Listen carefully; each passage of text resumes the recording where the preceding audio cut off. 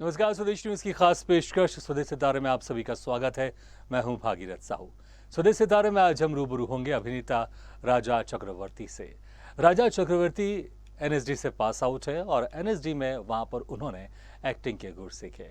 उसके बाद फिर कई सालों तक लगातार रंगमंच करते रहे और अभी भी लगातार रंगमंच में सक्रिय हैं। इसके अलावा राजा चक्रवर्ती ने फिल्म कैटस्टिक्स में अहम भूमिका निभाई है। तो वही मलयालम फिल्म में भी राजा ने अधिकारी की है। तो फिल्म पीपा में जल्द नजर आएंगे राजा चक्रवर्ती। तो राजा चक्रवर्ती ने फिल्म चिप्पा में भी अहम भूमिका निभाई है। इसके अलावा 70 से ज्यादा शॉर्ट फिल्मों में राजा ने अभिनय किया है। तो आज हम इनसे रूबरू होंगे और जानेंगे इनके अभिनय के सफर के बारे में, किस तरह से इनका अभिनय का सफर शुरू हुआ, एनएसडी में किस तरह से इनका एक्सपीरियंस था और कैसे अभी लगातार थिएटर की दुनिया में सक्रिय है और इनका जो फिल्मों का सफ़र है, टीवी सीरियल्स का सफ़र है, किस तरह से लगातार जारी है। इस पर हम जैसे वो हमसे जुड़ेंगे हम उनसे शुरू करेंगे बातचीत का सिलसिला। और इस वक्त हमारे साथ सीधे जुड़ गए हैं अभिनेता राजा चक्रवर्ती। राजा जी, आपका बहुत बहुत स्वागत है स्वदेश न्यूज़ की खास पेशकश स्वदेश सितारे में।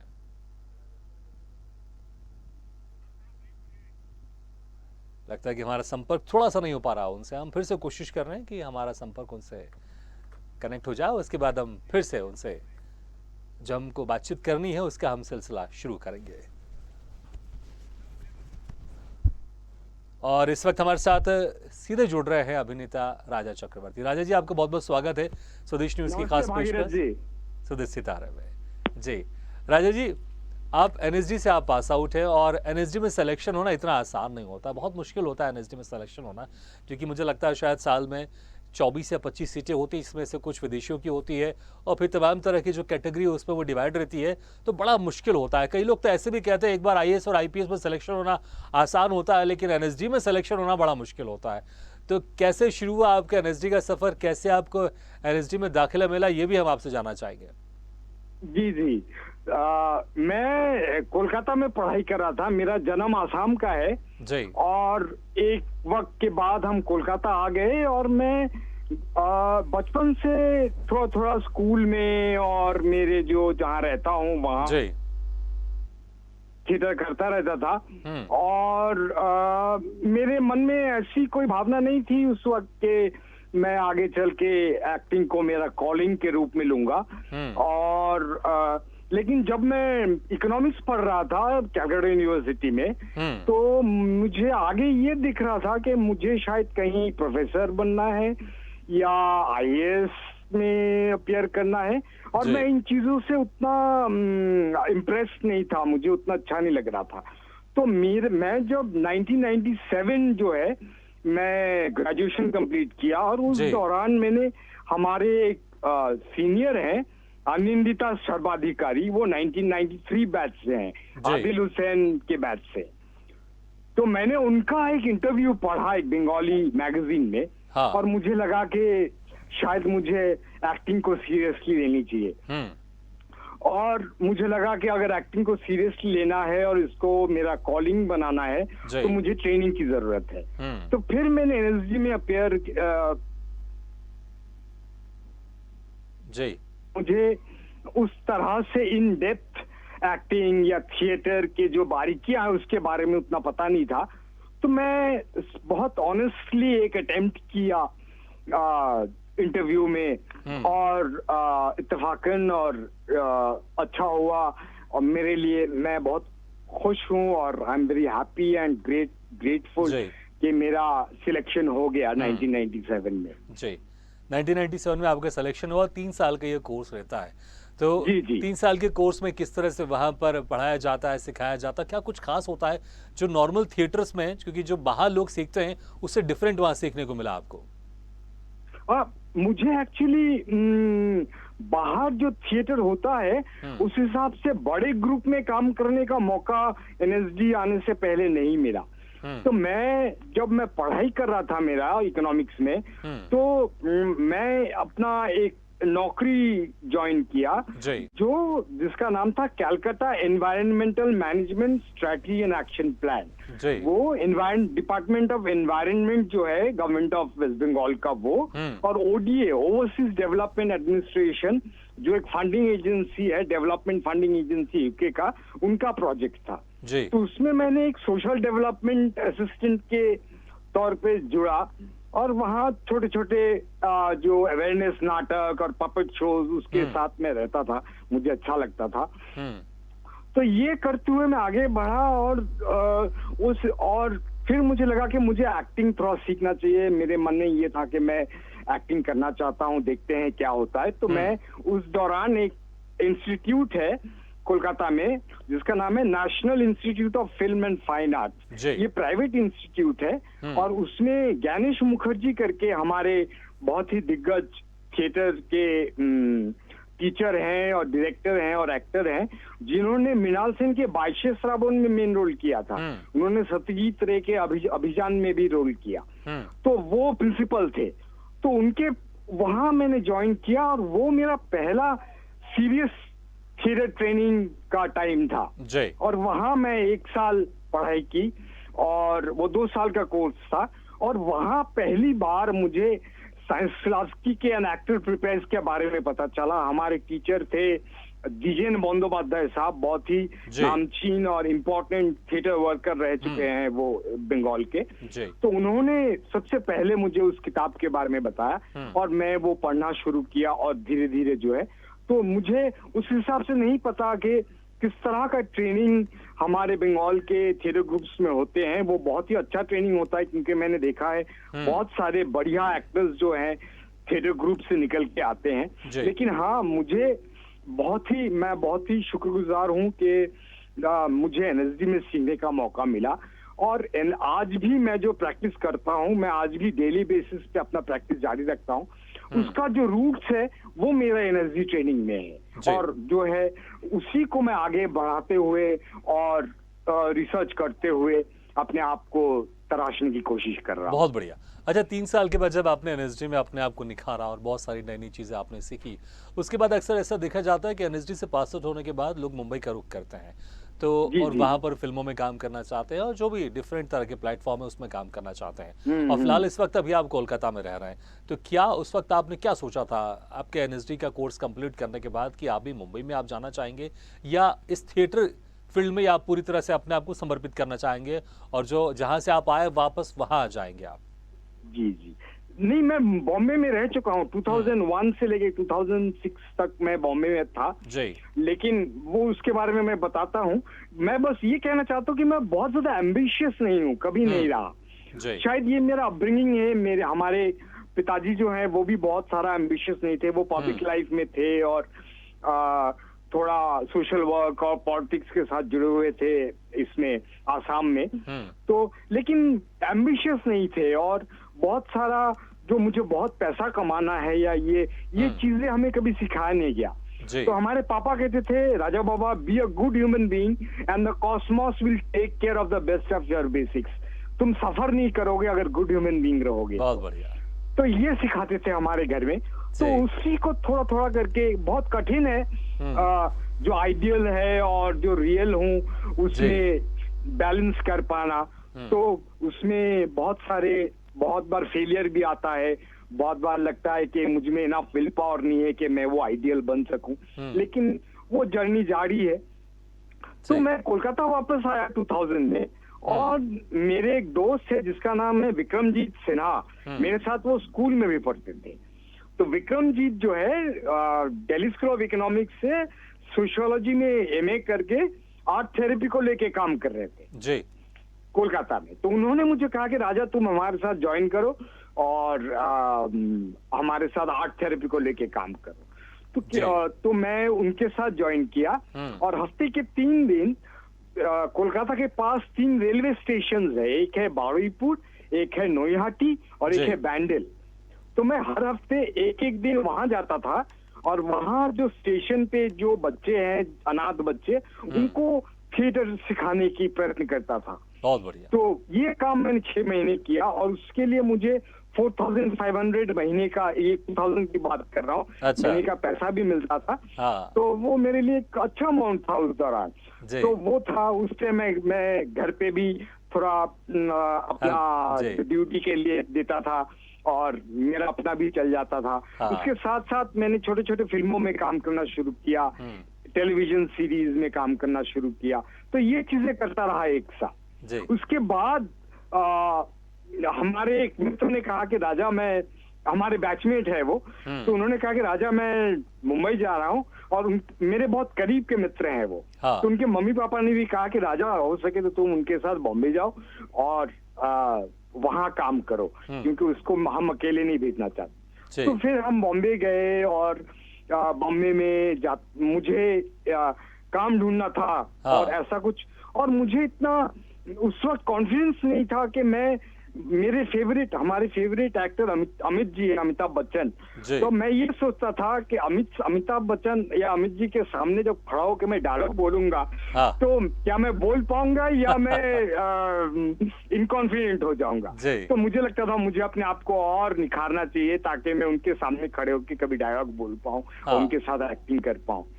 तो मैं उस दौरान फिल्मों के तरफ रुख करने के बजाय मैं थिएटर करने लगा। हाँ। और वहाँ मैंने चाइल्ड राइट्स इन यू, उनको मैंने फोन किया पहुंचने के बाद, और उनको कहा कि मैं आर्ट थेरेपी को लेके थोड़ा काम कर चुका हूँ, हाँ। और उसको लेके मैं काम करना चाहता हूँ। और उन्होंने मुझे कमाटीपुरा में काम कर रहे एक संस्था है साथी, उनका नंबर दिया, कहा उनसे बात कीजिए। तो मैं उनको फोन किया और उन्होंने मुझे बुलाया कमाटीपुरा, और फिर मैं उनके साथ जो है, उनके बच्चों के साथ, जो 14 से 24 साल के लड़के और लड़कियां हैं, उनके साथ मैंने एक थिएटर ग्रुप शुरू किया, जो मैंने 4 साल चलाया। साथ ही साथ मैं मेरे एक मित्र हैं आसिफ बसरा, आप उनको जानते होंगे। जी बिल्कुल। जो मेरे बहुत ही करीब के मित्र हैं आसिफ, उसका जो सुसाइड से पहले 1 साल पहले मेरे घर भी आया था। कोलकाता आया था, तो घर आया, मुझे और मेरे बहन को डिनर पे लेके गया और बहुत खुश था।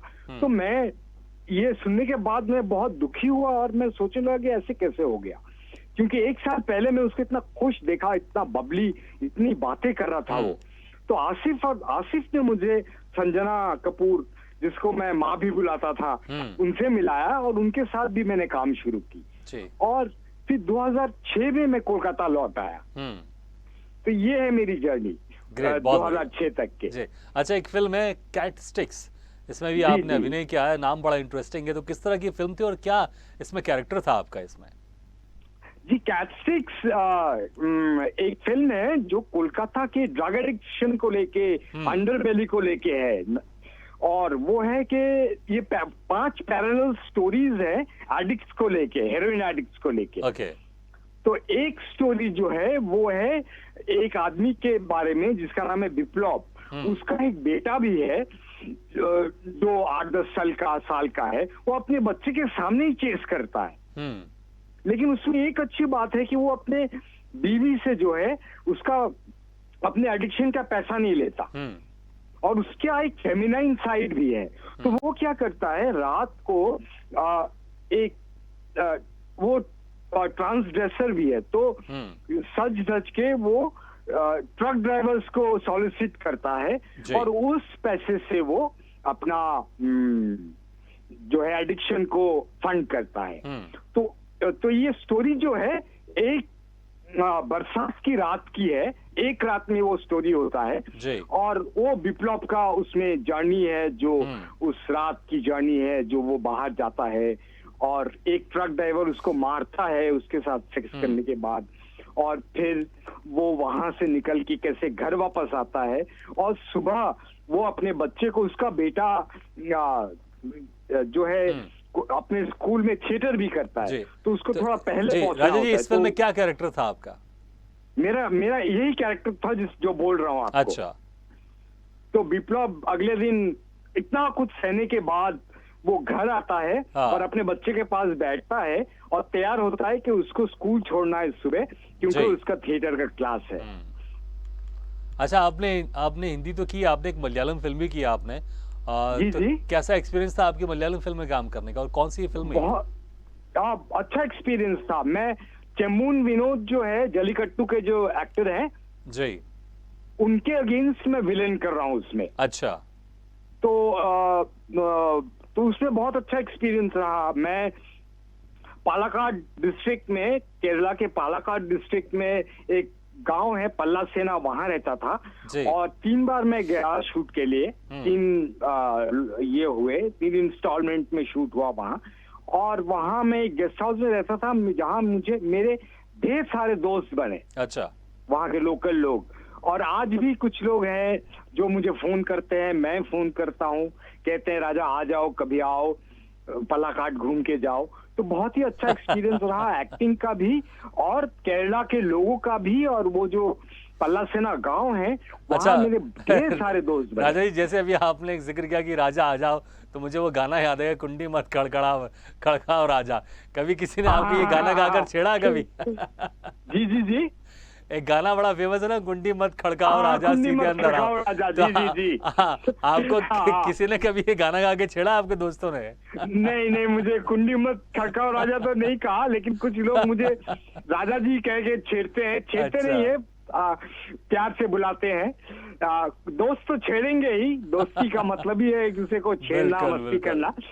तो दोस्त छेड़ते हैं एक दूसरे को, जी। लेकिन इस गाने के साथ नहीं छेड़ा। लेकिन आप छेड़ सकते हैं, क्योंकि आप हमारे दोस्त बन नहीं, गए। आप। मुझे लगता है कि अब जो आपके मित्र देख रहे होंगे ये प्रोग्राम, वो जरूर ये गाना गा के आपको छेड़ेंगे। अच्छा, एक फिल्म है, हो सकता है। जी, एक फिल्म है पीपा, बहुत जल्दी ये रिलीज होने वाली है, और जी, 1971 के जो युद्ध हुआ था उसके ऊपर ये बनी है। जी तो जी। इसमें क्या कैरेक्टर है इसमें, आपका जरा बताएं, और अब कब तक ये फिल्म रिलीज हो जाएगी, और किस तरह का रोल है आपका इस फिल्म में? जी जी, ये 71 वॉर पे है, और तो 2 दिसंबर को ये रिलीज हो रही है। जी। तो तो इसमें मैं एक जो ढाका यूनिवर्सिटी का प्रोफेसर है, जी। जो मुक्ति योद्धा बन जाते हैं, जी। और बच्चों को लेके, कुछ यंग लोगों को लेके जंगल में चले जाते हैं, उनको ट्रेन करते हैं, और मुक्ति युद्ध में पार्टिसिपेट करते हैं। जी। ऐसा रोल है। चलिए, तो बहुत बहुत शुभकामनाएं आपको इस फिल्म के लिए, क्योंकि आपने कहा 2 दिसंबर की फिल्म रिलीज होने वाली है। जी जी अच्छा, जी, थैंक यू वेरी मच। जी जी जी। एक फिल्म है, क्योंकि आपकी जो फिल्म है उसके नाम बड़े इंटरेस्टिंग है, एक पीपा जी, है, जी। एक कैट स्टिक्स है, और एक चिप्पा है। तो ये चिप्पा किस तरह की फिल्म है, जरा बताएं, और नाम बड़े इंटरेस्टिंग रहते हैं आपकी फिल्मों के। जी जी, चिप्पा एक बच्चे का नाम है, जी। एक बच्चे का स्टोरी है जो अपने खोए हुए पापा को ढूंढने निकलता है। ये जी। भी एक रात की स्टोरी है। हाँ। उसमें मैंने एक छोटा सा रोल किया है, कैमियो है मेरा। उसमें मैं एक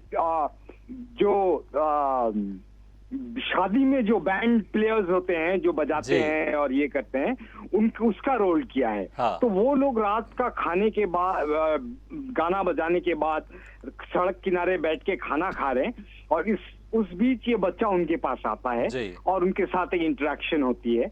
तो इतना रोल है मेरा उसमें। चलिए, तो बड़ा बहुत इंटरेस्टिंग। सुंदर सा एक इंटरेक्शन होता है उस जी। बच्चे के साथ। अच्छा, अभी हमारा। हाल ही में आप लगातार आप थिएटर से जुड़े हुए हैं, और तमाम तरह के आप लोगों के साथ भी काम करते हैं, चाहे वो बच्चे हों, चाहे वो वैश्यावृत्ति में धकेले जाने वाले जो बच्चे होते हैं, उनको जब रेस्क्यू किया जाता है तो उनके साथ जी, भी जी। आपने काम किया है। तो कोई, शायद अभी आप किसी एक सोलो प्ले पे काम कर रहे हैं, तो अगर कोई जी। आपको थिएटर का कोई अगर संवाद याद हो, या फिर वो सोलो प्ले जो आप जिसके ऊपर काम कर रहे हो, उसका कोई अगर डायलॉग याद हो तो हम जरूर सुनना चाहेंगे।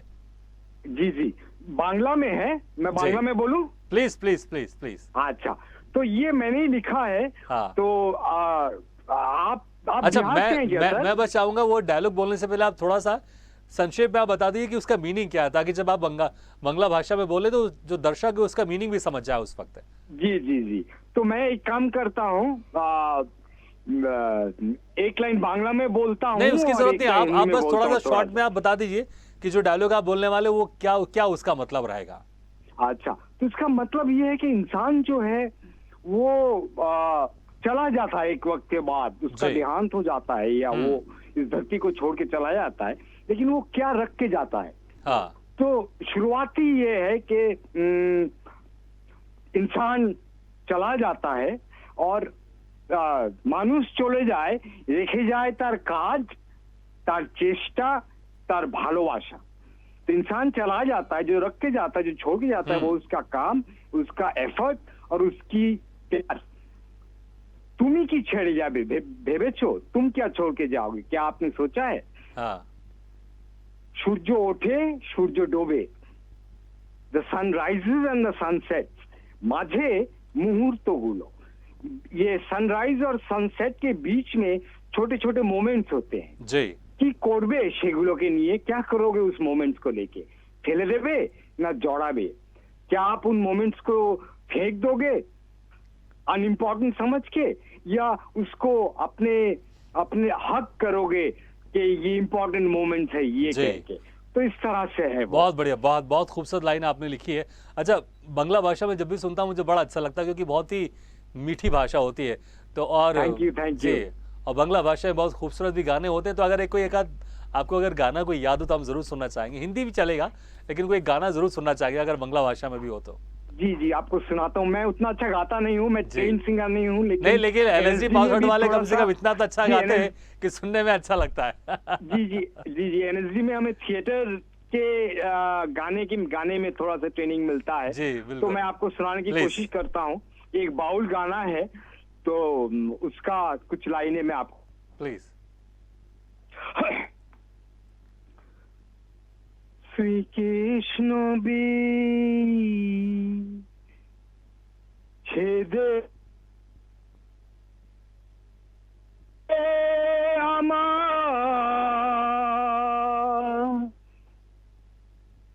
অঙ্গ যায় জ্বলিয়া রে, ভ্রমর গিয়া, ভ্রমর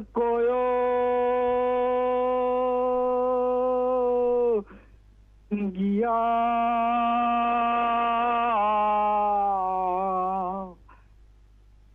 শ্রীকৃষ্ণ বিচ্ছেদের অনলে আমার